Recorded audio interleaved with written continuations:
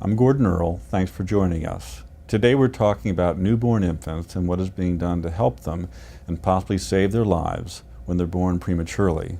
One of the leading experts in this field is Dr. Judy Aschner. She's professor and Michael I. Cohen University Chair of Pediatrics at Albert Einstein College of Medicine and physician-in-chief and chair of pediatrics at the Children's Hospital at Montefiore. Judy, thanks for your time. Thank you. Judy, you came to Einstein from Vanderbilt. Your husband worked there. Mm-hmm. Your children went to university there with obviously very deep connections. So the question is, why did you move to Einstein? Moving to Vanderbilt in 2004 was an enormous opportunity for me. I became chief of the division of Neonatology, and I was able to build a robust, nationally recognized program there. And honestly, in the 9 years I was there, I more than accomplished all of my goals that I had set out when I moved there. And I was ready for the next opportunity, the next challenge, and mostly an opportunity to make a difference on a bigger scale. I found here a leadership that truly has a commitment to pediatrics and a culture, an institutional culture that really resonated with me. And so I am beyond excited about the opportunities that we face. Did coming to the Bronx make a difference, into New York? Is this a market in which you wanted to do research and practice your clinical work? So as you know, I was born in upstate New York, but I have never lived in the city before. As a matter of fact, Nashville was the biggest city I ever lived in until April when I moved to the Bronx. But in many respects, it was the population that is served here that really drew me here. I saw the chance to really do something impactful and meaningful, and if we can make a difference here in the Bronx, we can make a difference throughout the United States and throughout the world. Let me step back for a second, because there was a statistic I want to run by you, that 1 in 8 children are born prematurely in America. It's like 500,000 children annually, and that figure surprised me. Is that accurate? It is very accurate. So the data are that 15 million children worldwide are born prematurely, and more than 1 million children throughout the world die from complications of prematurity. In the United States, the rates of preterm birth are very high, not all that different from many developing countries. About 12% of children born in the United States are born prematurely. Is it a more significant medical issue than is generally given credence? Because that number surprised me. It wouldn't surprise those in the profession, but I'm wondering if it's an under-recognized medical issue. It is an under-recognized medical issue, even for the profession. So there was a very cavalier attitude towards the birth of children in that late preterm category of 34 to 36 weeks. With the advances in neonatal intensive care, most of those children survive and go home. And people had not thought that it represented a huge risk. But research over the last 5 years or so have demonstrated that being born even a week before 39 weeks gestation, with full term being 40 weeks, is associated with increased morbidity and increased problems later on, school-age problems, including learning disabilities. Children who are born even at 36, 37, 38 weeks, which technically beyond 37 weeks isn't considered preterm, are more likely to have lifelong health problems. And so I think there is a growing understanding, both among the profession and among the lay public, that there's a reason why Mother Nature intended gestation to last 40 weeks, and doing anything to electively deliver an infant prematurely has its potential consequences. Have those numbers changed over the years? Put that in a historical perspective. Sure. So the rate of preterm birth in the United States relentlessly rose from 1990 to 2006. Every year the statistics worse than the year before. We seem to be on a trajectory in the wrong direction. A lot of effort was applied around 2004, 2006, particularly recognizing the problem with the late preterm infants born between 34 and 36 weeks gestation, and a lot of effort aimed at the community, at obstetricians, to avoid elective births scheduled deliveries before 39 weeks. And the curve is starting to change. So for the first time in decades, since 2006, we're starting to see a slow decline in the rate of preterm birth in the United States. And if you had to put the major reason for that, it would be what? I think it's actually changes in obstetrical practices and understanding that delivering a baby, if there's no medical indication before the spontaneous onset of labor or before 39 weeks, has risks associated with it.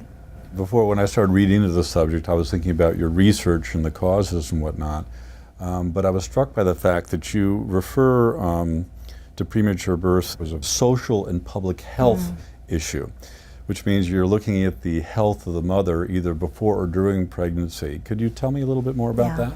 So you can't expect to have healthy babies born unless you have healthy pregnant women.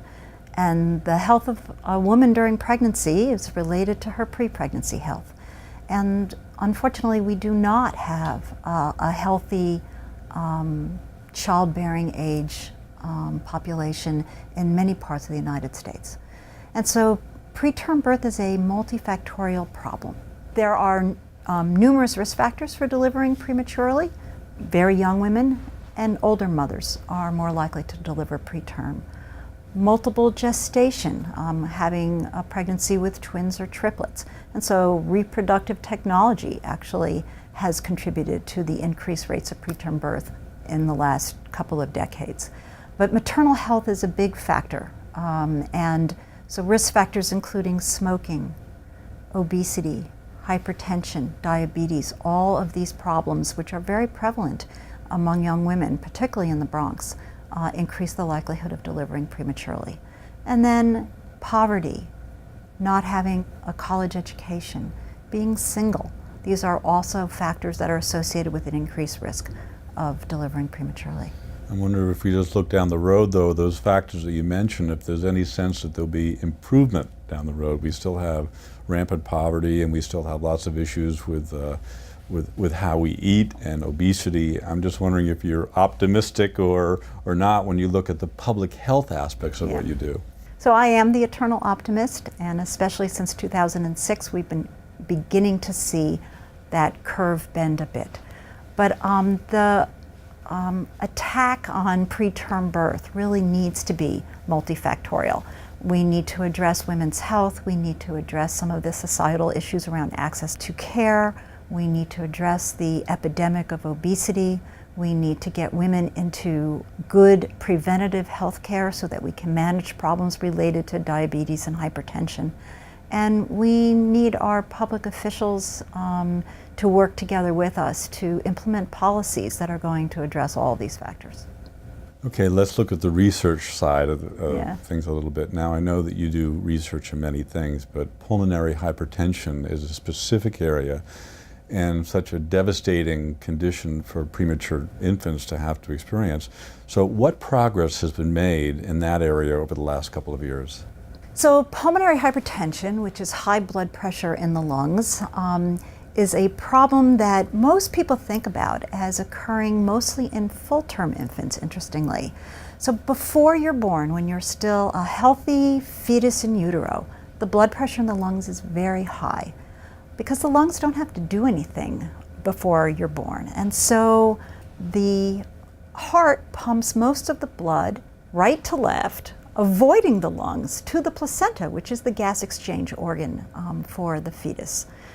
At the moment of birth, when the obstetrician cuts the umbilical cord, the blood pressure in the lungs has to fall dramatically because there needs to be an 8 to 10-fold increase in blood flow to the lungs for that infant to be able to do normal gas exchange and survive without a placenta. That process doesn't always go well. Infants who have infections or anomalies of their lung or certain types of heart disease often fail to have that dramatic fall in what we call pulmonary vascular resistance. And when that happens, the baby has pulmonary hypertension, and it can be devastating. And when I was in training, when I was a young physician, there were not good therapies, and many of these infants died. Several decades ago, the FDA approved inhaled nitric oxide, a wonderful example of bench to bedside translational research that has really transformed the field of neonatology. Pulmonary hypertension was associated with devastating outcomes before the introduction of inhaled nitric oxide, and today this drug really has saved lives and reduced the need for very invasive therapies like extracorporeal membrane oxygenation, a kind of heart-lung bypass machine that is sometimes used to save the lives of term infants with pulmonary hypertension. So my early career was really focused on the signaling mechanisms that control pulmonary vascular tone and blood pressure in the lungs of newborns. Understanding those signaling mechanisms was what allowed us to understand that nitric oxide was an important endogenous signal that helps reduce blood pressure in the lungs when infants transition normally. And the randomized controlled trials showing efficacy of inhaled nitric oxide, as I said, really changed the field. But pulmonary hypertension is not limited to full-term infants, and it turns out that many premature infants, particularly those with chronic lung disease, can develop a form of pulmonary hypertension that is devastating. The mechanisms are somewhat different than in the full-term infant, and the therapies need to be different. And although inhaled nitric oxide is sometimes used to treat these infants, there is really not strong evidence to suggest that it is effective, and I think other strategies are needed. So my research over the last 10 years has really shifted towards better understanding the signals and factors that are related to the development of chronic progressive pulmonary hypertension in very premature infants with evolving bronchopulmonary dysplasia or chronic lung disease. Another aspect of your research, and you can tell me how important it is this research into biomarkers that predict which premature infants will be susceptible down the road to severe lung infection and perhaps morbidity. Can you talk a little bit about that? Sure. I think it's really an important area for research, and I currently have an NIH-funded UA1 grant looking at biomarkers related to lung growth and development and bronchopulmonary dysplasia in premature infants. There's a lot of talk these days about personalized medicine, and in some aspects it's starting to come in the adult world of medicine, but the world of neonatology has not really gotten there yet. And so exposing an infant to a therapy that may or may not be part of the causal pathway in their disease is fraught with a lot of risk. And so if we could identify early biomarkers that not only identified which infants are at the greatest risk of developing chronic lung disease that will result in long-term respiratory morbidity, but also biomarkers that identify which pathways are important in that particular infant's trajectory to lung disease or lung health, then we can better target our therapies and give the right medicine to the right baby at the right time. We're not there yet, but I think some of this research in biomarkers will help get us there.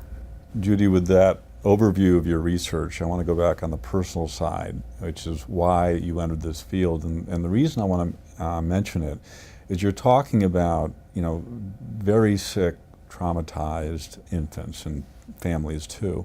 This is a difficult situation, and yet when you experienced it in your training, you said, that's what I want to do. And I'm curious why. Difficult but incredibly rewarding.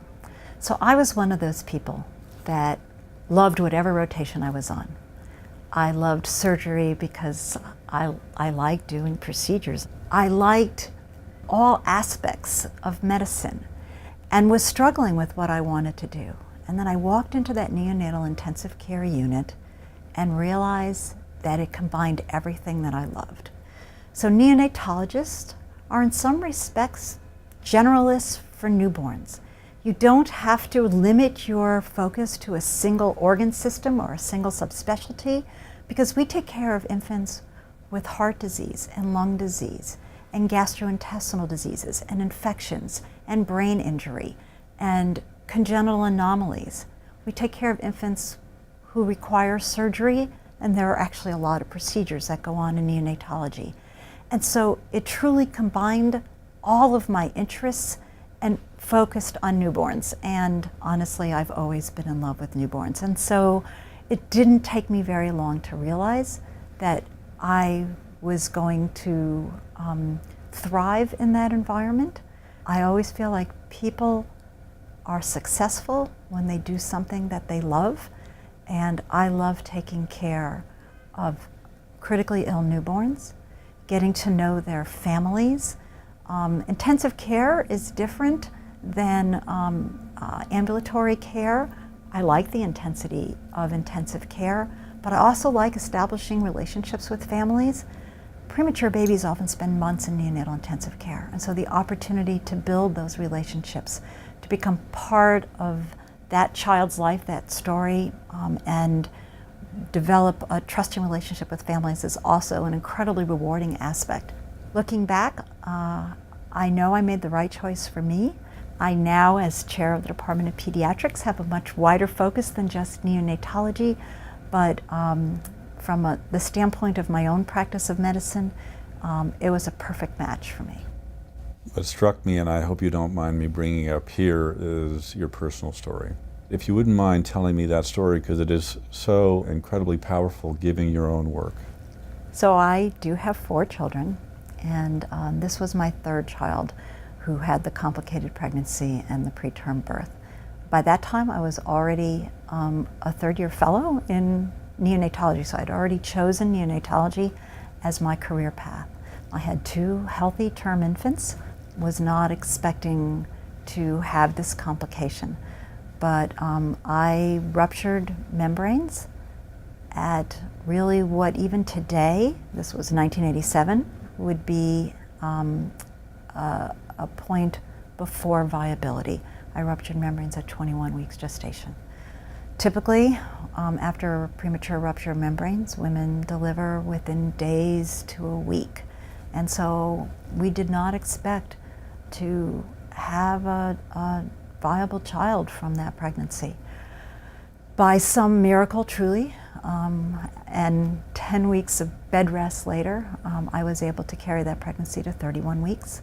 I nonetheless delivered a premature, critically ill baby who required many weeks of neonatal intensive care, who had significant lung disease, who was the beneficiary of basic research translated to the bedside in the form of surfactant replacement therapy, not yet approved by the FDA when he was born, but available in the institution where I was working as on a research protocol. And if it weren't for those 4 doses of surfactant, I doubt he would have survived. He went home with significant lung disease and pulmonary hypertension. Yes, there is a connection there. Needed oxygen at home for a period of time, but we were incredibly fortunate. We were in an excellent academic center and very lucky in that regard. And he's today a healthy but stubborn 26-year-old who just finished law school and is well. It brings me to another subject, which is your strong belief in family-centered care, because obviously you and your young family and your husband were all involved in that, luckily, an episode that turned out to be very well. But on the family-centered care, you're a strong believer that families be completely informed, as I understand it, of the treatment and the consequences of that treatment. So could you talk a little bit about that? Yes, and I think my own personal experience of being on the other side of the bedside has definitely influenced my philosophy and my approach to family involvement in care. And it's not restricted to neonatology, but all aspects of pediatric care. So I believe that families need to be integral members of the healthcare team. They need to know everything that's going on with their child. They need to be involved in decision making. Ultimately, they have the responsibility for caring for that infant or child after discharge from the hospital, and they need to be as informed as we can possibly make them and empower them by providing information so they can make decisions that are best for their child and best for their family. And I would imagine that those are the most gut-wrenching decisions a family could make in terms of care, or perhaps even deciding that there is not viability there, or the trauma to this young infant would be too extreme. So I've been fortunate to live through an incredibly exciting time in neonatology. It's hard to even describe the advances in the field from the time that I was a resident and a fellow to today. The field doesn't resemble what it did back in the early and mid-1980s. So there are many, many infants who survive and do well and go home today who would not have survived when I was in training. But we still have infants born at a gestational age that is not compatible with survival. And we have older infants born with problems that are also not compatible with survival or good quality of life. And these are gut-wrenching decisions that families need to make in collaboration with the healthcare team, given as much information as possible about what the outcomes might be and what the options are. And I believe that the healthcare team's role is to support the family in whatever decision they make. Let me ask on one more personal note. It's again part of your amazing story is that you were able to go through medical school and training, get married and have 4 children. Yeah. Is that a realistic possibility for young women doctors today to have that expanded family with the pressures of medical school today? I tell young women, and there are many young women in pediatrics today, that they can indeed have it all. You just might be able to have it all at one time. And so you need to think hard about your priorities in life. I call myself a late bloomer when it came to my scientific and research career. I practiced clinical neonatology for many years after my fellowship. I had 4 young children, and I really was not able to devote the kind of time and attention that it requires today to be a successful, independently funded investigator until my youngest child was going into kindergarten. And so I kind of did it in reverse, and many people come out of the starting block, write grants, and then as their children come along, find that that's tough. I actually was late in getting to the lab, had realized that there were a lot of questions that I was seeing every day at the bedside. And smart people didn't have the answers to my questions, and eventually decided, you know what, I need to go to the bench and figure out these answers myself. And so I was probably close to 10 years out of fellowship before I got my first NIH grant funded. I was fortunate to have some March of Dimes funding, some American Heart and Lung Association funding, but I was probably 10 years out of training before my first NIH grant was funded. Supportive children and a supportive husband help. Oh man, essential. Well, Judy, thanks for your time. That was a very, very interesting interview. Thank you for giving me the opportunity to share my story. I'm Gordon Earle. This is Einstein On. Thank you for joining us.